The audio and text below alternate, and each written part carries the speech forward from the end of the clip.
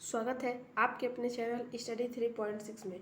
तो आज की इस वीडियो में हम क्लास 10th मैथमेटिक्स का चैप्टर 4 द्विघात समीकरण इसको पढ़ेंगे और ये इंट्रोडक्शन पार्ट है। तो इसमें द्विघात समीकरण क्या है इसके बारे में बताएंगे और ये किस रूप का होता है द्विघात समीकरण। इसमें पहली प्रश्नावली में आपको द्विघात समीकरण दिया हुआ है, उसकी जाँच करने के लिए देता है। तो जांच करने के जांच वाला भी बहुत आसान है, वो भी बताते हैं। और तो अब चलिए वीडियो को स्टार्ट करते हैं। तो देखिए, कोई भी द्विघात समीकरण है, अगर कोई भी द्विघात समीकरण है तो जो द्विघात समीकरण होता है वो कुछ इस टाइप से होता है। द्विघात समीकरण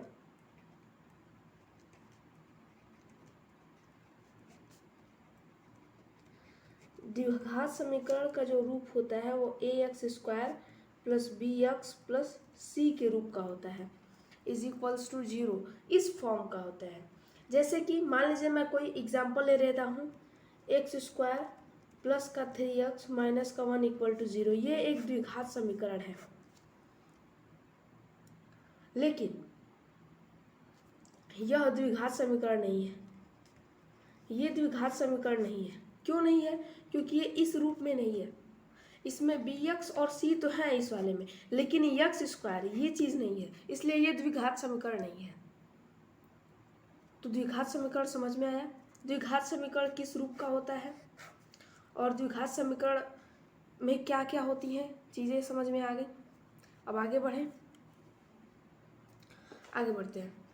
तो अब इधर तो कुछ खास है नहीं। हाँ, अब सीधे चलते हैं हम लोग प्रश्नावली की तरफ। प्रश्नावली 4.1। देखिए, प्रश्नावली 4.1 में कुल 8 प्रश्न दिए हुए हैं और कहा है कि जांच कीजिए कि क्या निम्न द्विघात समीकरण हैं। तो मैं 2 क्वेश्चन करके दिखा देता हूँ, आप वैसे सारे क्वेश्चंस कर लीजिएगा।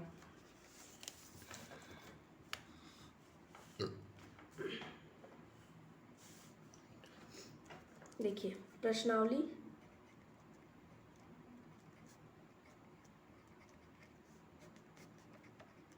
4.1 फर्स्ट क्वेश्चन है। फर्स्ट का फर्स्ट पार्ट, x प्लस 1 का whole square is equals to 2x minus का 3। यहाँ पर आप लिख सकते हैं इसको x² प्लस का 1 प्लस का 2x बराबर 2x माइनस का 6। 2x से 2x कटेगा, x² प्लस का 7 इज इक्वल टू 0। ये क्या है? यह एक द्विघात समीकरण है। ये क्या है? यह एक द्विघात समीकरण है। क्यों? क्योंकि ये है ax² प्लस का bx प्लस का c के फॉर्म का है, इसलिए ये एक द्विघात समीकरण है। क्यों लिखेंगे? चूँकि यह ये समीकरण यहाँ लिख देंगे, चूँकि यह समीकरण ax² plus bx plus c के रूप का है, इसलिए यह द्विघात समीकरण होगा। अगला क्वेश्चन,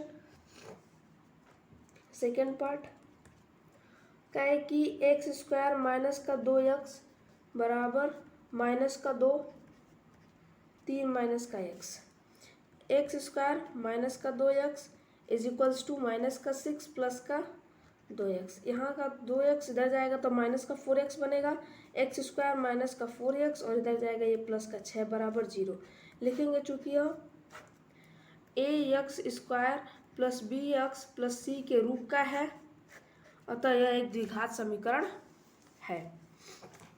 ये होगा। ये बस 2 क्वेश्चन इसमें हम कराते हैं, बाकी प्रश्नों को रहने देते हैं। अब चलते हैं इसके अगले प्रश्न पर। कह रहा है एक आयताकार भूखंड, देखिए क्वेश्चन क्या कर रहा है, निम्न स्थितियों को द्विघात समीकरण के रूप में निरूपित कीजिए। एक आयताकार भूखंड का क्षेत्रफल 228 मीटर स्क्वायर है, क्षेत्र की लंबाई चौड़ाई के 2 गुने से 1 अधिक है। हमें भूखंड की लंबाई और चौड़ाई ज्ञात करनी है।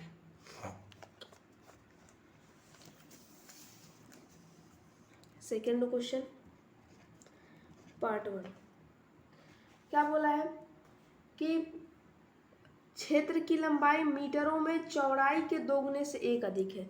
तो देखिए कौन किस पर निर्भर कर रहा है? लंबाई चौड़ाई पर आधारित है। तो माना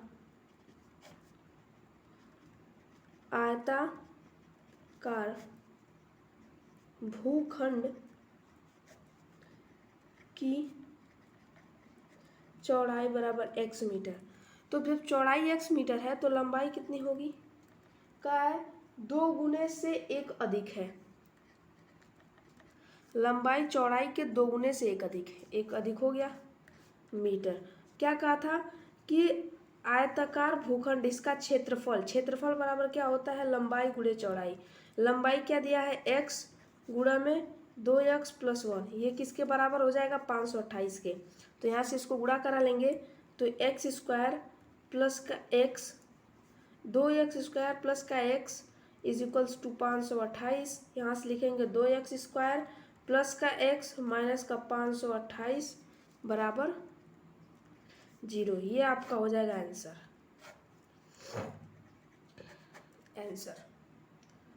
ओके, ये क्वेश्चन भी बन गया। अब चलते हैं नेक्स्ट प्रश्न पे। नेक्स्ट क्वेश्चन क्या दिया है? 2 क्रमागत धनात्मक पूर्णांकों का गुणनफल 306 है। हमें पूर्णांकों को ज्ञात करना है। पूर्णांक बताइए, पूछा है क्वेश्चन में। Very easy question. कैसे करना है? देखिए, माना पहली क्रमागत संख्या पूर्णांक x, तो दूसरी क्रमागत पूर्णांक संख्या कितनी होगी? x + 1 होगी। कैसे? मान लीजिए एक क्रमागत, मान लीजिए पहली कोई संख्या ले ले 1, तो इसके अक्रमागत मतलब क्रम से तो अगर इसके बाद दूसरे नंबर पे 2 आता है, उसके बाद 3 आता है, यानी क्रम से ये आ रहे हैं। तो क्रम से कैसे आ रहे हैं कि एक इसमें एक जोड़ते जा रहे हैं, तो ये क्रम हमको मिलता जा रहा है। तो दूसरी ये हो गया। अब कह रहा है कि 2 क्रमागत धनात्मक पूर्णांकों का गुणनफल। अब गुणनफल प्रश्नानुसार लिखेंगे यहाँ पर। प्रश्नानुसार x × x + 1 बराबर कितना देगा? 306। तो यहाँ से x² प्लस का x और इसको इधर ला देंगे माइनस का 306 बराबर हो जाएगा 0। ये होगा आपका आंसर। हल करने के लिए नहीं कहा है, इसलिए मैं कोई क्वेश्चन सॉल्व नहीं कर रहा हूँ। अब देखिए, ये तो सेकेंड पार्ट रहा, इसका थर्ड पार्ट। रोहन की माँ, एक सेकेंड ध्यान रखते हैं इसको। ओके, रोहन की माँ उससे 26 वर्ष बड़ी है। उनकी आयु का गुणनफल अब से 3 वर्ष पश्चात 360 हो जाएगा। हमें रोहन की वर्तमान आयु ज्ञात करनी है। तो देखिए, इसमें कौन किस पर आधारित है? तो देखेंगे कि रोहन की माँ उससे 26 वर्ष बड़ी है।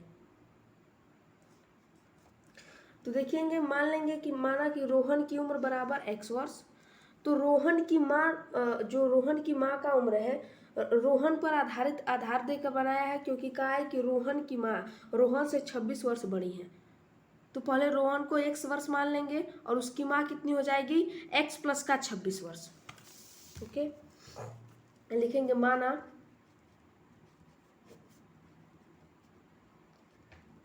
रोहन की आयु बराबर x वर्ष तथा रोहन की माँ की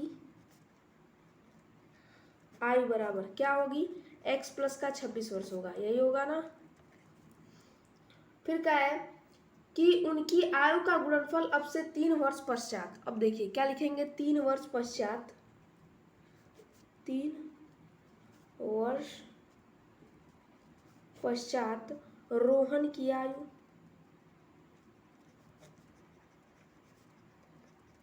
फिर यहीं लिखेंगे 3 वर्ष पश्चात रोहन के माँ की आयु,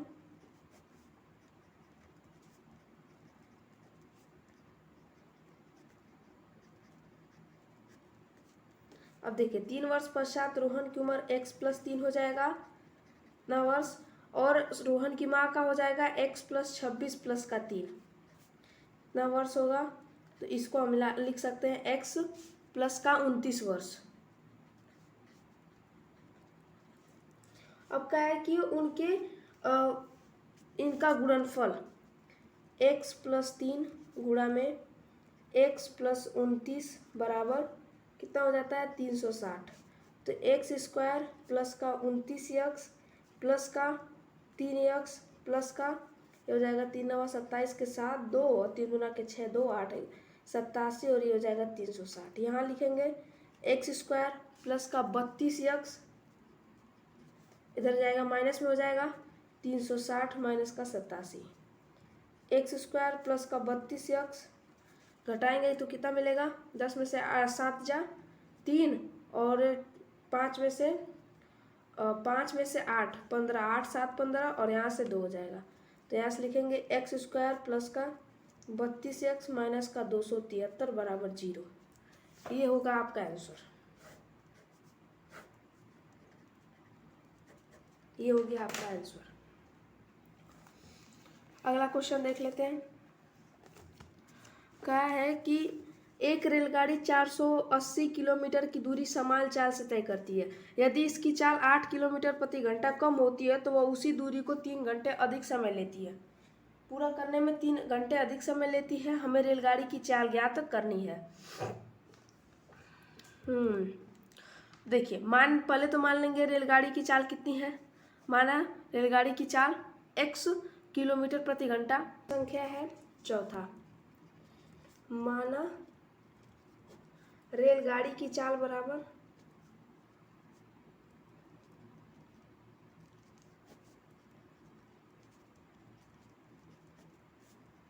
x किलोमीटर प्रति घंटा।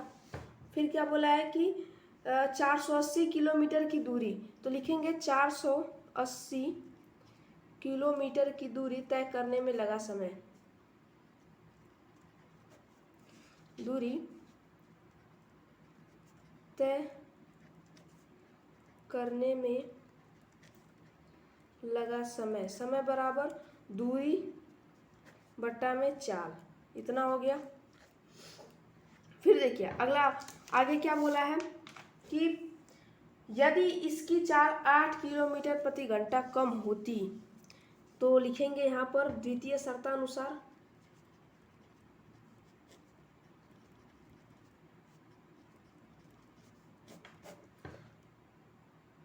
यदि इसकी चाल 8 किलोमीटर प्रति घंटा कम होती तो जब इसकी चाल x - के 8 किलोमीटर प्रति घंटा होती, 8 किलोमीटर प्रति घंटा कम होती तो वह उसी दूरी को तय करने में 3 घंटा अधिक समय लेती। तो अब आप निकाल लें कि इस चाल से 480 किलोमीटर दूरी तय करने में कितना समय लगेगा। ठीक है, तो इससे निकालेंगे।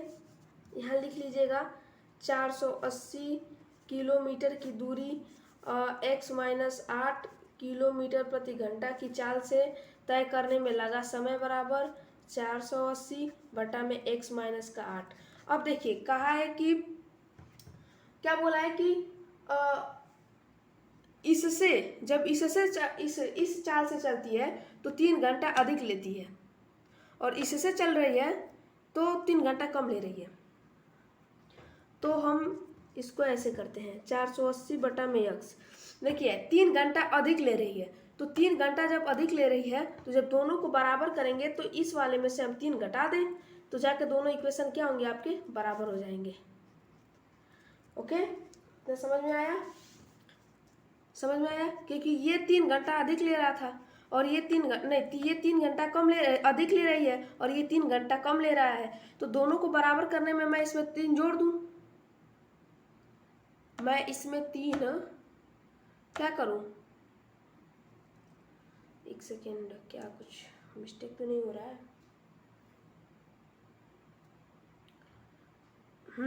यहाँ इसमें 3 जोड़ेंगे ना कि 3 घटाएंगे, क्योंकि ये समय अधिक ले रहा है और नहीं सॉरी ये समय अधिक ले रहा है, ये कम ले रहा है। तो जब दोनों को बराबर करेंगे तो ये 3 घंटा अधिक ले रहा है और ये 3 घंटा कम ले रहा है। जब दोनों को बराबर करेंगे तो इसमें 3 जोड़ देंगे, तब यहाँ से होगा 480 बटा में x माइनस का 480 बटा में x माइनस 8 बराबर माइनस का 3। माइनस से गुणा करा देंगे तो यहाँ से आपको मिलेगा 480 बटा में x माइनस का 8,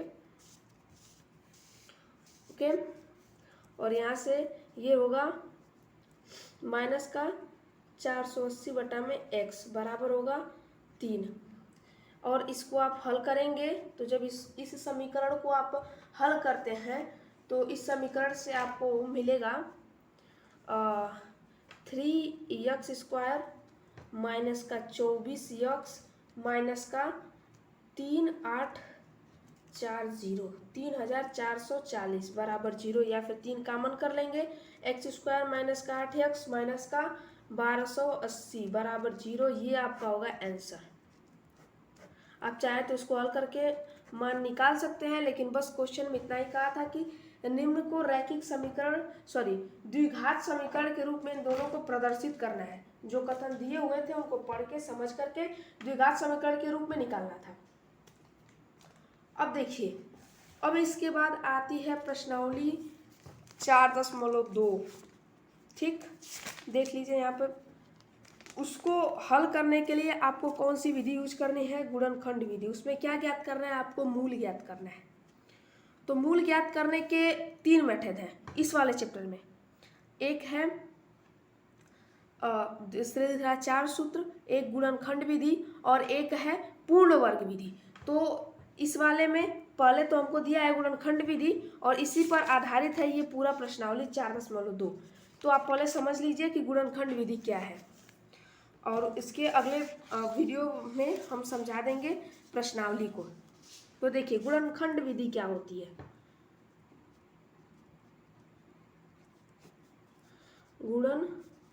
क्या लिख रहा हूँ? गुणनखंड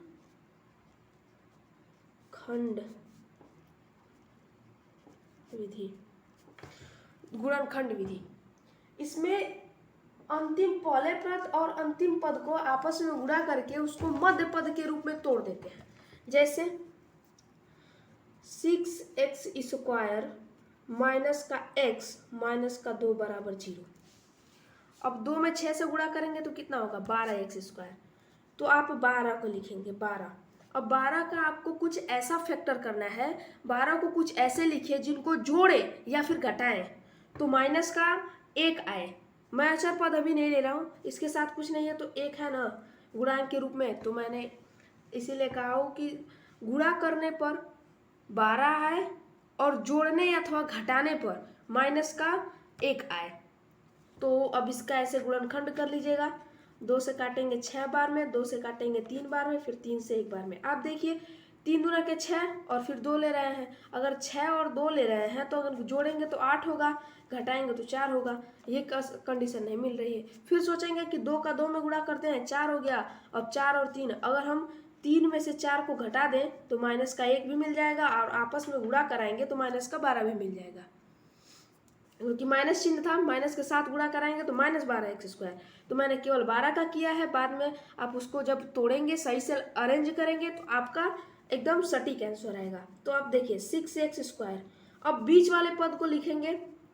देखिए माइनस का आप लिख लीजिए 4x और माइनस का प्लस का 3x। देखिए 3 और 4 को लिखेंगे इस रूप में, और फिर लगाएंगे माइनस का 2 बराबर का 0। अब कामन लेते हैं इसमें से। इनमें से देखेंगे कामन क्या है? 2x कामन मिल रहा है, तो यहाँ से मिलेगा 3x माइनस का 2, प्लस का 1 कामन मिल रहा है यहाँ से, 3x माइनस का 2 बराबर 0। एक मूल आपका मिलेगा नहीं 1। इसके 2 गुणनखंड ऐसे हो जाएंगे। लिखेंगे यदि 3x माइनस 2 बराबर 0 तब x बराबर आएगा 2/3। कैसे आएगा? माइनस में है, इधर जाएगा प्लस में हो जाएगा, गुणा में इधर जाएगा भाग में हो जाएगा। फिर लिखेंगे यदि 2x + 1 बराबर 0 तो x बराबर -1/2। यहाँ से आपको एक मूल ये मिला और एक मूल ये मिला। ठीक, ये आपके 2 मूल मिल गए। तो इसी तरीके से गुणनखंड विधि की सहायता से अगली प्रश्नावली को पूरा डिटेल में हमको हल करना है। तो अब अगली वीडियो में ही उसको समझेंगे। अगर वीडियो पसंद आए तो वीडियो को लाइक कर दीजिएगा, चैनल को सब्सक्राइब करके बेल वाला आइकन भी दबा दीजिएगा। तो अपना ख्याल रखिएगा। जय हिंद,